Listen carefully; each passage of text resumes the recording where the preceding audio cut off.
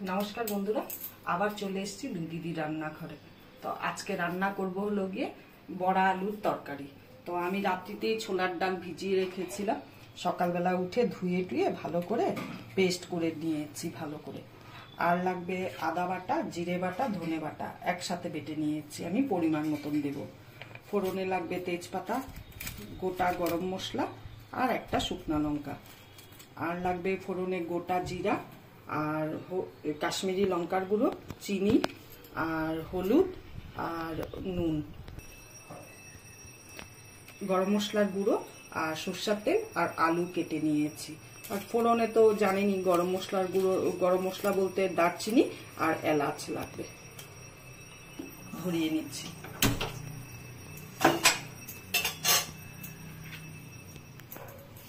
এখন একটু হলুদ দিব আর একটু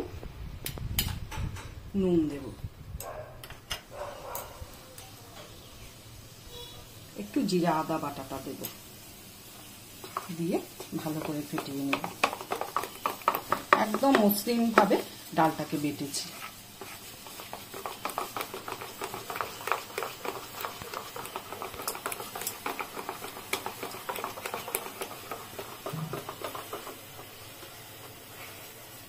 বড়াটা ভাজবো রিফাইন তেলে।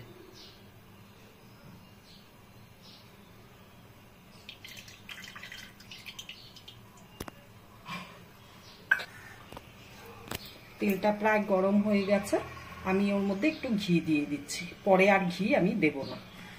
পুরো রান্নাটা ঘিয়ে করলে তো ভালোই লাগে, কিন্তু ঘি তো খাওয়া সম্ভব না। তেল পুরা গরম হয়ে গেছে, এখন আমি বড়াগুলাকে ছাড়বো।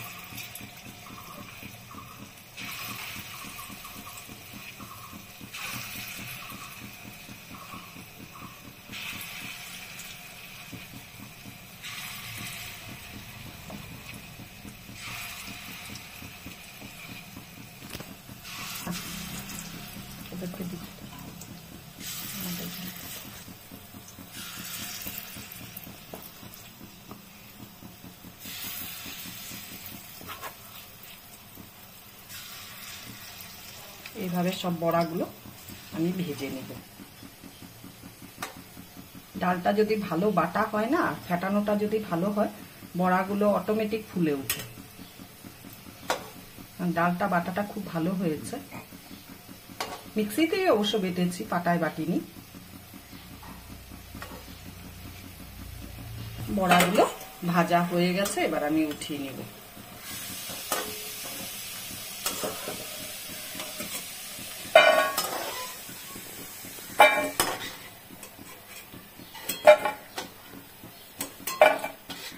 শুধু শুধু বড়াও গরম ভাতের সাথে, ডালের সাথে দারুণ লাগে খেতে।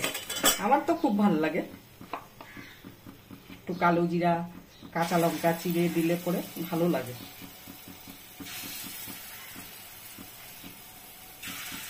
আমি হাত দিয়ে দিচ্ছি না, যেহেতু একটু নরম হয়েছে বাটাটা, তার জন্য আমি চামচ দিয়ে দিচ্ছি।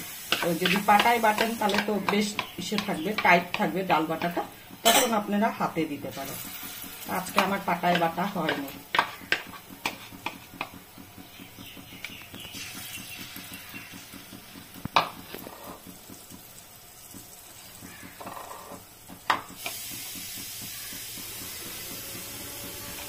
সব বড়াগুলো আমার ভাজা হয়ে গেছে।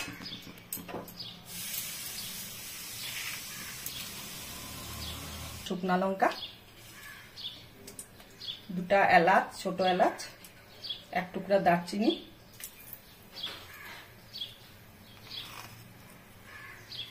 গোটা জিরা,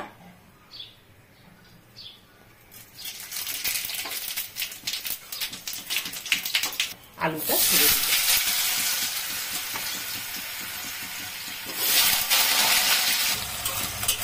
এখন আলুটাকে ভাজবো ভালো করে, ভেজে তারপরে মশলাটা দেবো। আলুটা আমার ভাজা হয়ে গেছে।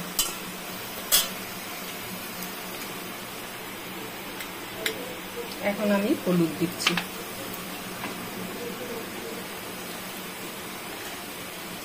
নুন দিচ্ছি। স্বাদ অনুসারে যার যার বাড়িতে যেমন খায় তেমনই দিতে লাগবে।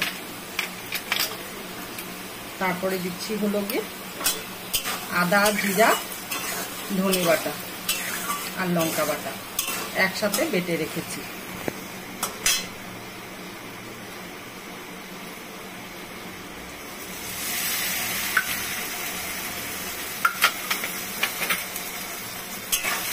এখন এই মশলাটা দিয়ে ভালো করে আগে কষাবো, পরে জল দিব।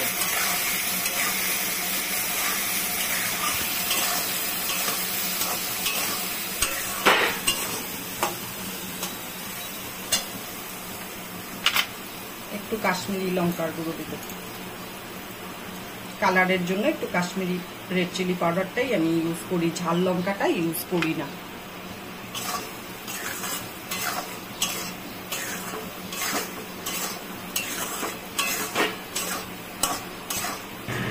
এখন একটু মশলাটা, শুধু মশলাটা দিয়ে ভেজে নিলাম। এখন একটু জল দিয়ে মশলাটাকে ভালো করে কষাবো।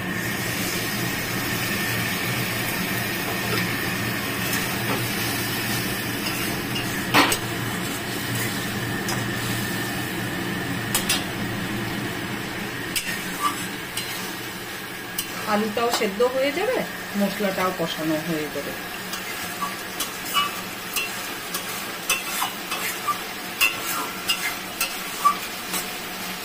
মশলাটা কষানো হয়ে গেছে, মশলা দিয়ে তেল ছেড়ে দিয়েছে, দেখুন আলুটাও সেদ্ধ হয়ে গেছে, দেখাচ্ছি আমি। ইজিলি একদম নিয়ে যাচ্ছে। নুন মিষ্টি, নুন ঝালটা ব্যালেন্স করার জন্য আমি একটু চিনি দিচ্ছি।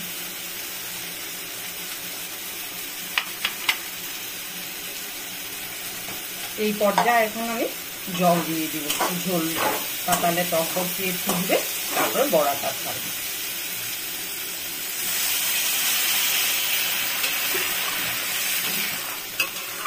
এটুকু ঝোল দিলাম।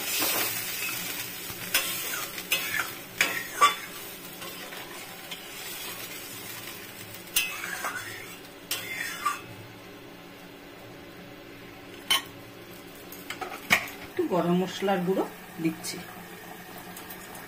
আর এতে কিছু দিব না। এবার বড়া দিয়ে, বড়াটা ফুটে গেলে নামিয়ে দিব।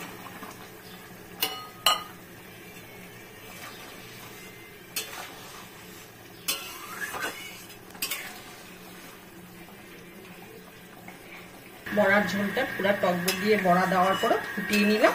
এবার আমি ঝোলটাকে নামিয়ে নিব। এইটুকু ঝোল রাখবো, কেন কি বড়া একটু ডালের বড়া তো একটু টেনে নেবে।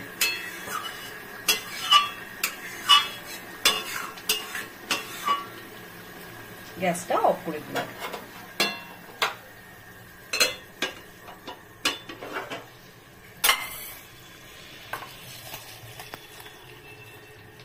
বড়ার তরকারি কিন্তু ভাত, রুটি সবকিছুর সাথে ভালো লাগে খেতে।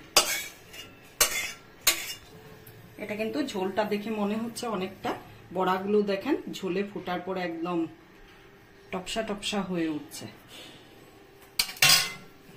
তো কেমন হলো ভিডিওটা আপনারা কমেন্ট করে বলবেন রান্নাটা। আর ফেসবুক থেকে দেখলে ফলো করবেন, লাইক করবেন, কমেন্ট করবেন, শেয়ার করবেন। আর ইউটিউব থেকে দেখলে পরে সাবস্ক্রাইব করবেন, পাশে দেওয়া বেল আইকনটা প্রেস করবেন, আর কমেন্ট করে অবশ্যই বলবেন।